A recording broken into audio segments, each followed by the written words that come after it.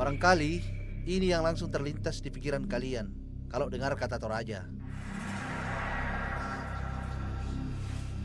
Ini adalah pemakaman kami punya leluhur, Londa namanya.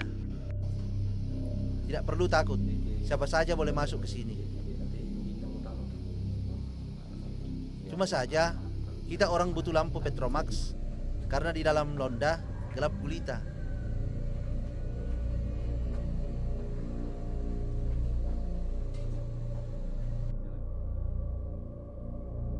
Kalau aku butuh bantuan Om Roy juga untuk cari di mana tempat leluhurku.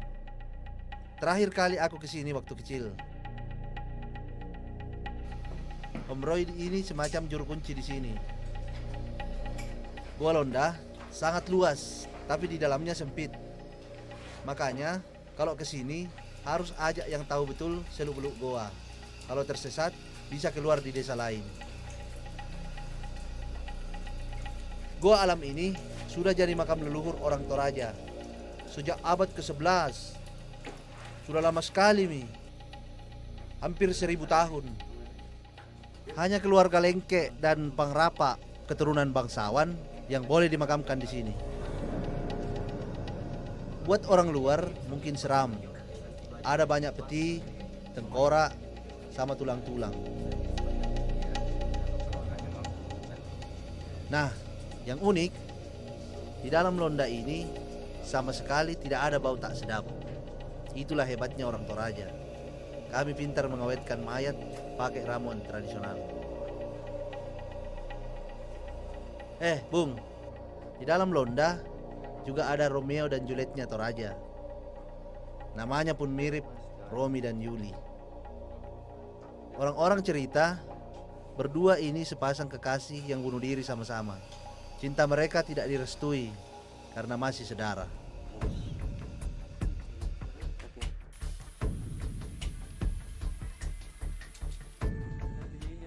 Di luar, kalian bisa lihat leluhur Toraja yang dimakamkan menggantung.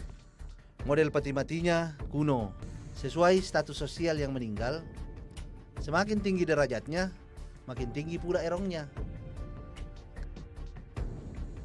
Kami bisa tahu itu makam siapa dari patung atau tahu-tahu yang ada di depannya.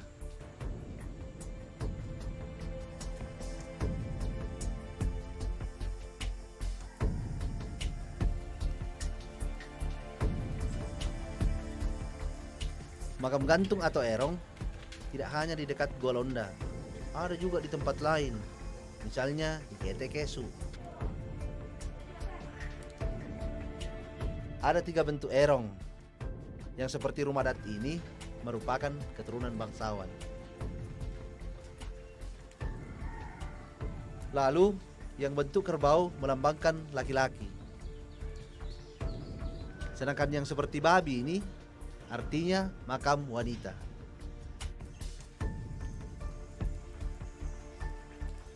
Usianya juga sudah berabad-abad. Banyak peti dan tengkorak yang berserakan. Tapi tidak boleh sembarang menyentuh atau memindahkannya ya. Harus lewat upacara adat.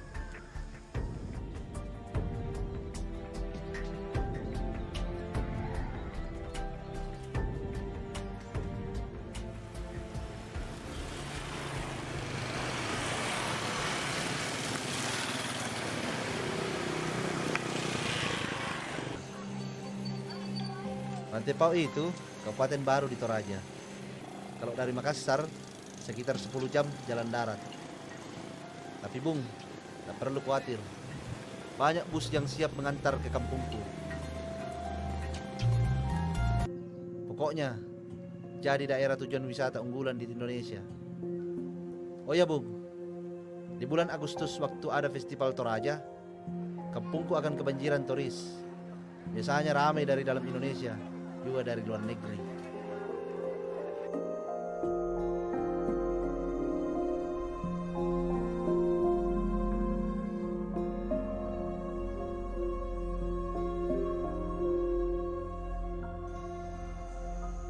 Kalau tadi makam dalam goa, ini makam di dalam batu. Borik Parinding namanya. Batu-batu besar ini dipahat dan dijadikan tempat peristirahatan keluarga bangsawan Nek Ramba. Setiap lubang diisi keluarga yang serumpun. Luas seluruh Borik Parinding 1724 meter persegi. Terdiri dari batu berdiri atau menhir. Menhir ini sudah ada sejak tahun 1717. Menhir menjadi lambang bangsawan Nek Rambak yang sudah meninggal. Orang kami dulu percaya bayi-bayi seperti kembali di dalam rahim ibu. Karena batang pohon punya getah putih seperti air susu ibu. Jadi di dunia sana, bayi tidak akan kelaparan. Bila batang pohon telah rapat kembali, kami percaya sang bayi sudah kembali tumbuh.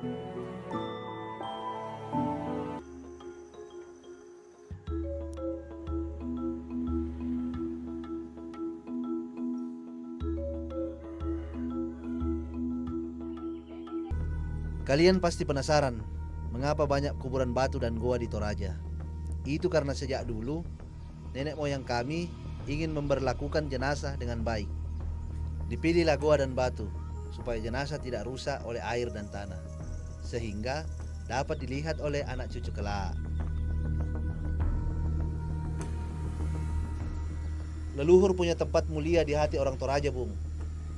Kami percaya roh leluhur akan terus menjaga keseluruhan tanah dan ladang kami.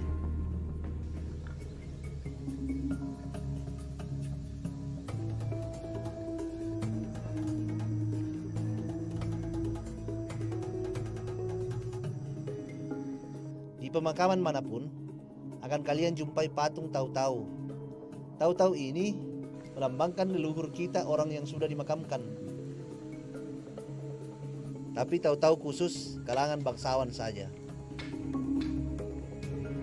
Patungnya dibuat mirip aslinya, bahkan lengkap dengan aksesoris yang dipakai leluhur selama hidupnya.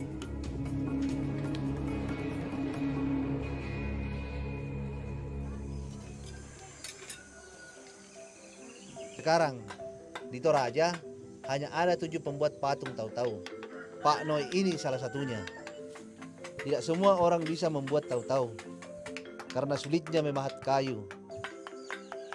Yang dipakai adalah kayu nangka. Kayu nangka sengaja dipilih karena kuat. Buktinya patung Tahu-Tahu kita orang bertahan sampai ratusan tahun.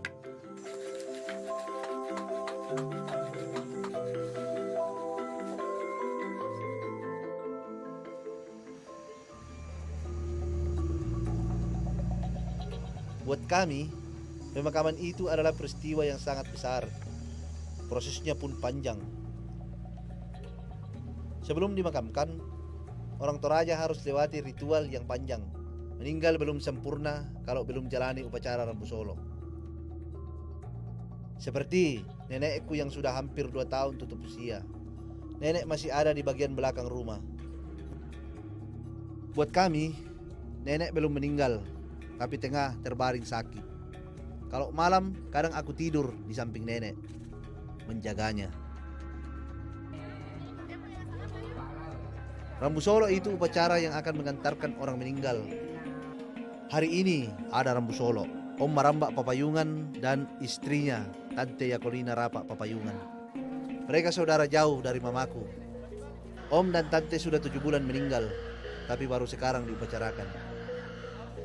Kami percaya setelah Rambu Solo, arwah bisa sempurna menuju puya atau surga. Ini pesta besar, Bung, bahkan lebih besar dari pernikahan. Prinsip kami memberikan yang terbaik bagi leluhur.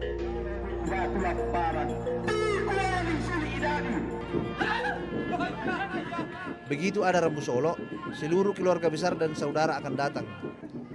Wajib itu hukumnya. Tamu-tamu yang datang akan kami sambut selayaknya di pesta besar. Bapa kami yang bertahta di surga, inilah doa dan pengharapan kami. Kami alaskan di dalam nama Bapa, Anak, dan Roh Kudus. Amin.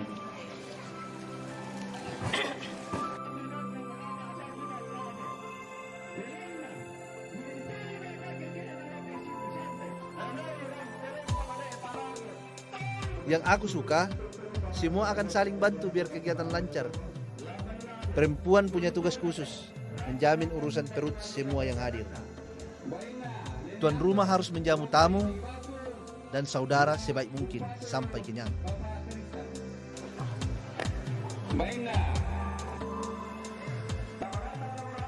Tuan rumah akan bangga bila semua tamu senang.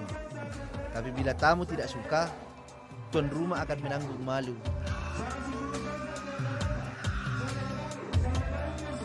Siapapun yang datang, akan kami jamu layaknya saudara.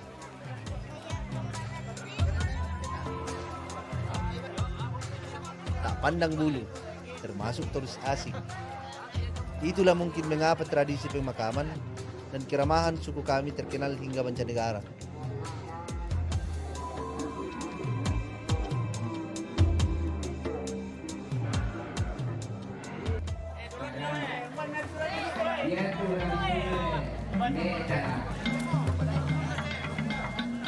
Bila semua tamu sudah datang, tiba waktunya mengarak jenazah Om dan Tante Papayungan keliling kampung. Orang Toraja biasa menyebutnya Mak Palao. Upacara Rambu Solo selalu dimulai di atas tengah hari, karena Rambu Solo artinya selepas matahari turun. Butuh puluhan pria untuk mengangkat peti dan keranda atau saringan. Siapa saja boleh membantu. Sementara kami pria-pria gotong saringan, perempuan ada di depan arak-arakan mengikuti di bawah kain merah. Merah adalah warna kedukaan.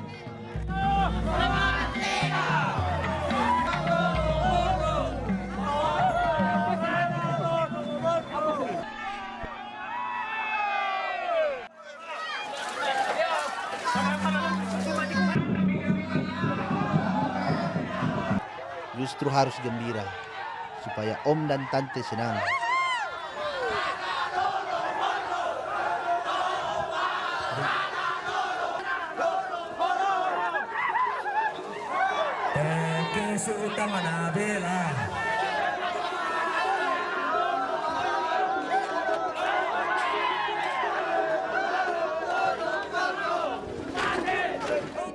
Lalu peti Om dan Tante diletakkan di lakian menara tertinggi. Ini sementara agar seluruh tamu dapat melihat dan memberi penghormatan terakhir. Karimanan pakane kita liba biroko. Teh. Agak semangat kesulitan karami.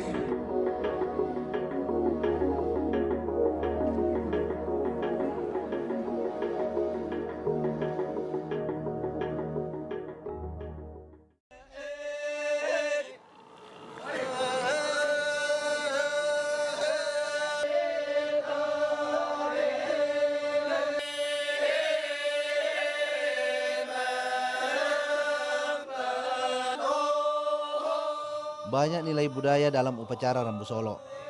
Salah satunya Mak Badong ini. Mak Badong itu tarian yang berisi syair duka cita. Gerakan dan syairnya pun tak boleh sembarangan, Bung. Kata bapakku, bila dilanggar, maka yang melanggar bisa meninggal.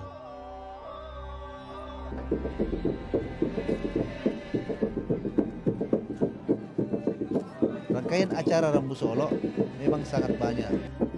Bahkan untuk keturunan bangsawan bisa lebih dari 5 hari. Sekali lagi, Bung, pemakaman memang sangat penting bagi kami. Biaya yang dikeluarkan pun sangat mahal, bisa lebih dari 5 miliar rupiah. Makanya pemakaman orang Toraja dikenal sebagai yang termahal di dunia.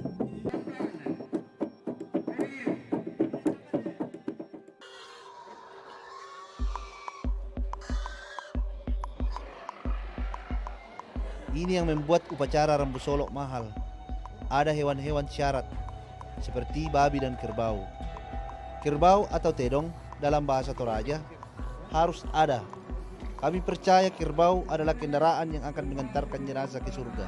Makin tinggi derajat seseorang, semakin banyak pula hewan yang disembelih. Biar makin banyak yang mengantarkannya ke surga. Bila ia keturunan bangsawan, bisa ratusan kerbau yang disembelih.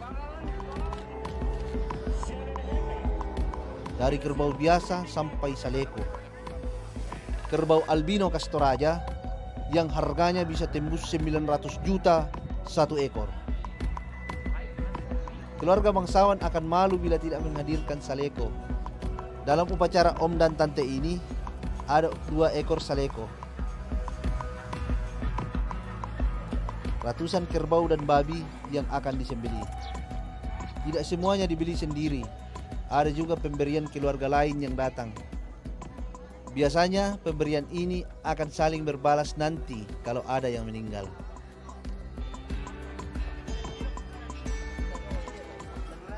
Kerbau-kerbau dan babi yang diberikan juga kena pajak pemerintah. Katanya untuk pembangunan kota.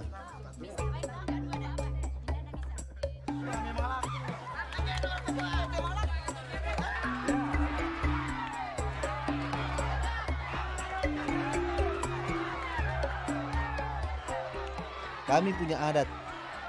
Sebelum disembelih, terong-terong akan diadu dulu. Tapi namanya juga bukan terong aduan. Ada saja yang malah tidur-tiduran atau asik bermain di arena adu kekuatan. Tetap saja, adu kerbau ini paling ditunggu dalam Rambu Solo. Ini hiburan gratis bagi kami semua.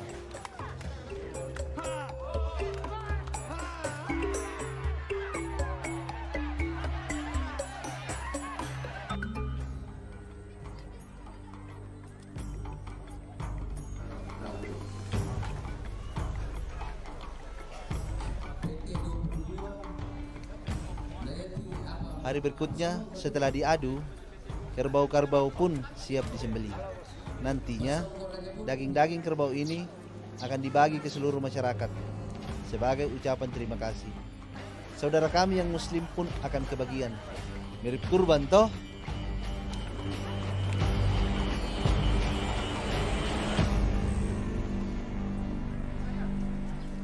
Semua harus dapat. Kalau ada satu orang saja di sekitar yang terlewat, tuan rumah akan menyesal seumur hidup.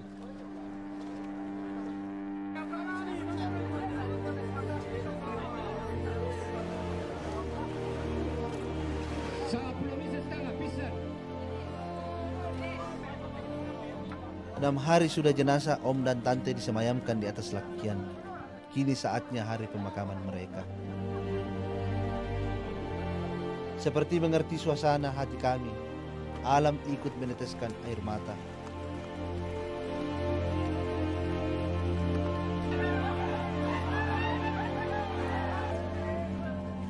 Aku ada sedikit cerita. Kalian boleh percaya, boleh tidak. Sejak zaman leluhur kami, setiap ada upacara Rambu Solo, hujan selalu turun.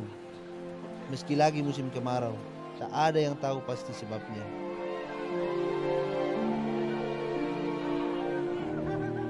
Hari ini pun Bung bisa lihat pemakaman om dan tante diiringi hujan.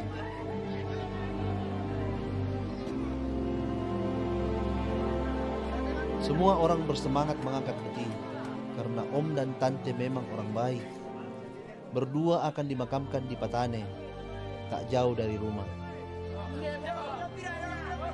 Patane ini kuburan berupa bangunan tertutup.